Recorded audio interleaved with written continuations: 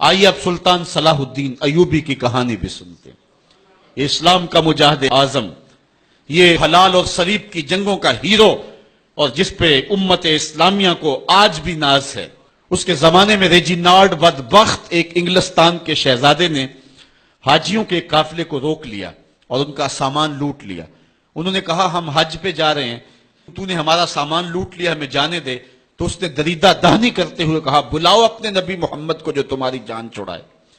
بس سلطان صلاح الدین ایوبی تک یہ بات پہنچی تو میں نے تاریخ میں پڑھا کہ وہ دانت پیستا تھا، اس کی آنکھوں میں خون اتر آیا، اور اس میں کھڑے کھڑے قسم کھائی کہ جب تک اس ظالم کو کیفر کردار تک نہیں پہنچاؤں گا چین کی نیند نہیں سوؤں گا۔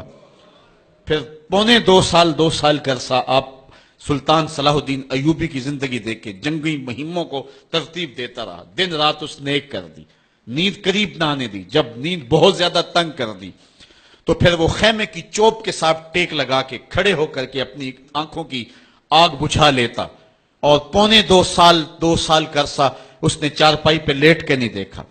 پھر وہ لمحے آئے کہ اللہ نے اس کی مراد پوری کی۔ انگلستان کے شہزادے لائن میں کھڑے تھے، اس نے شاہ گاما کو اپنی کرسی دی اور ساتھ کہا ہم جس کو کرسی دیتے ہیں اسے امان دیتے ہیں۔ پھر اس نے اس کے جو نائٹس تھے ان کو آب خورے دیے، ان میں پانی دیا، کہا جس کو ہم پانی دیتے ہیں اس کو امان دیتے ہیں۔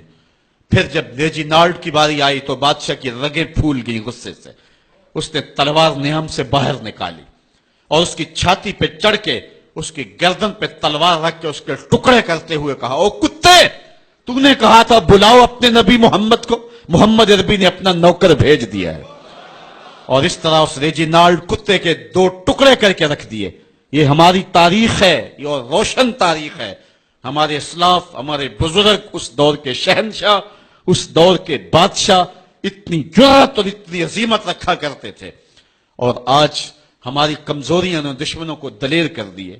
کبھی ایسا بھی اندھیر آیا تھا کہ سرے عام یوں توہین اور تنقیص ہوتی ہو پیغمبر حسن اور پیغمبر جمال کی، اور پھر 1.40 ارب انسان دنیا کے اوپر بستے ہوں، یہ بھی زمانے نے دن دیکھنے تھے۔ تو امت مسلمہ کی موت واقع ہو جائے اگر حضور علیہ السلام کی توہین باقی رہتی ہے۔